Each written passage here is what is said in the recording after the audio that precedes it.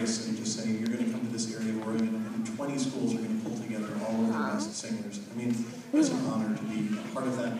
They've been so well prepared by their directors, and I think really forged an amazing sound and unity in just 2 days, and I hope we'll be able to show that to you. I threw some pretty difficult repertoire at them, 5 different pieces from 5 different time periods in 5 different languages.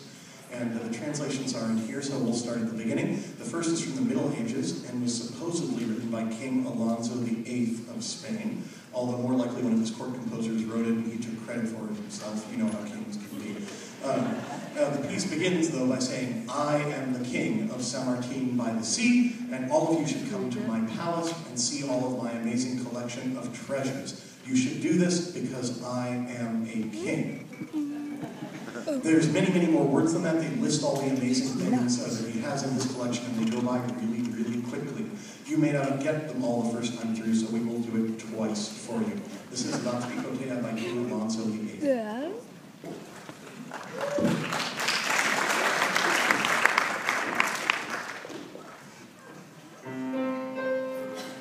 Great, now we'll break the lights.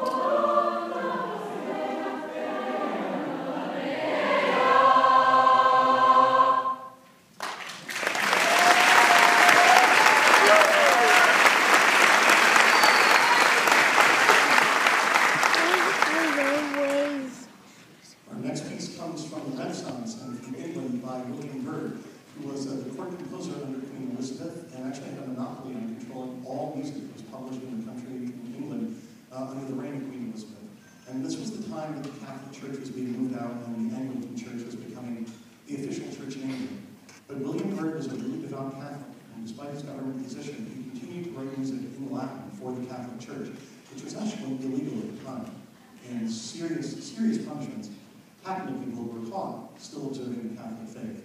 And I think it's why it's such a heart-wrenchingly beautiful piece, is that someone whose faith is being challenged still expressing itself under that kind of pressure.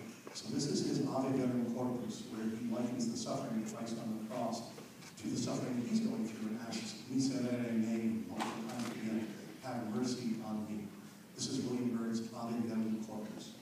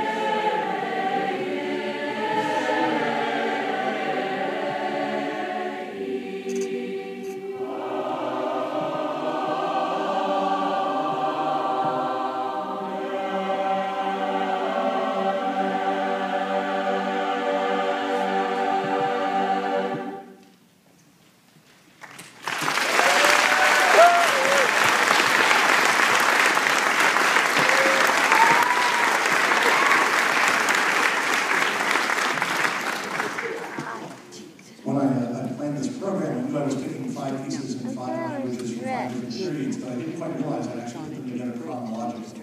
That wasn't my intention. I was just trying to go fast, slow, fast, slow, fast. But this next piece continues through history at the end of the Baroque period in the 1700s, and the German composer Johann Sebastian Bach. And it's a very simple and very beautiful Alleluia, which is a song of praise. The interesting thing is, if we look at it through modern eyes and listen to it through modern ears, the piece is written in A minor. And it's a really happy piece. And we're told in school, pieces in major are happy, and pieces in minor are sad. But that's not really the case. That's something our culture has imposed on music, and things change over time. Personally speaking, I'm Jewish, and every Jewish piece of music is in minor. It doesn't matter whether it's happy or sad. It's sort of but it's the same thing here. This is Alleluia in minor that I think is really happy and beautiful, right?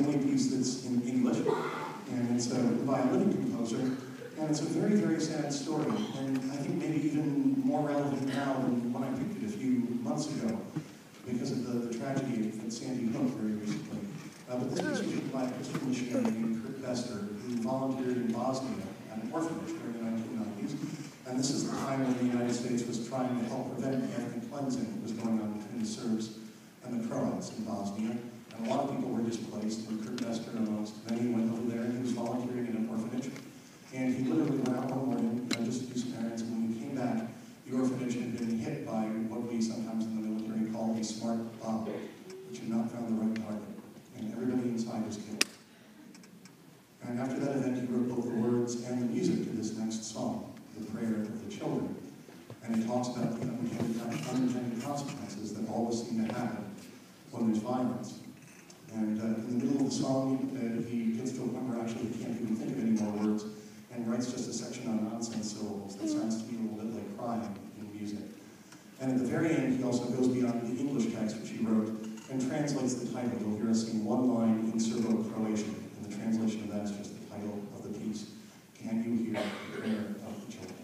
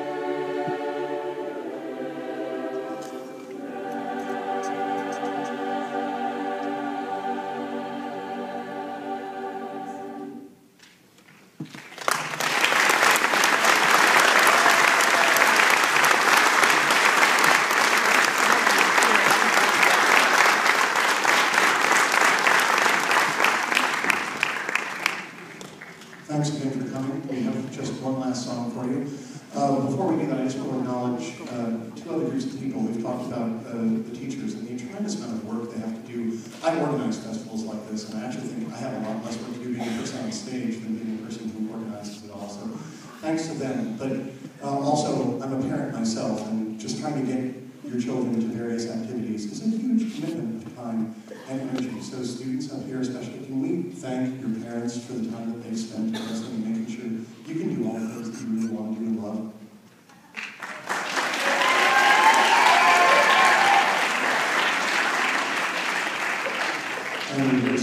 And I agree with Mrs. Baker, you guys are just awesome. Absolutely awesome. And it's a real pleasure. Thank you guys.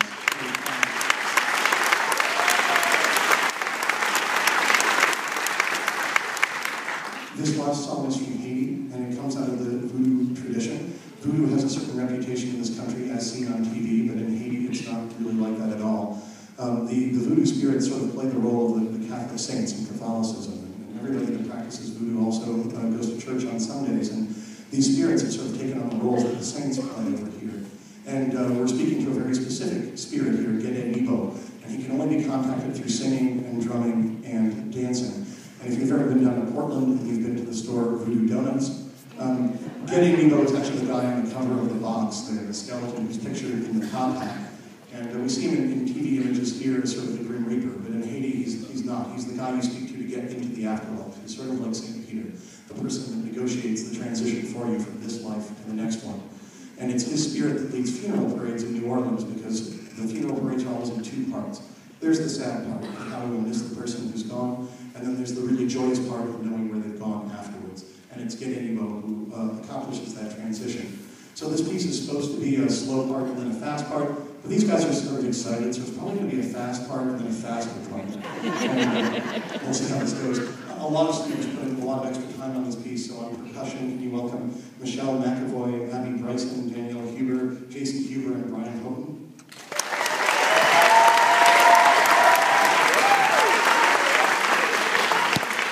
And our soloists in order of appearance will be Amanda Workman, Taylor Ashley, and Sebastian Torres.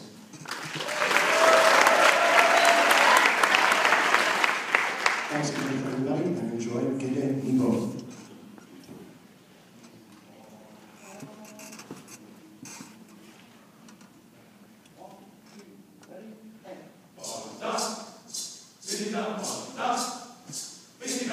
Das,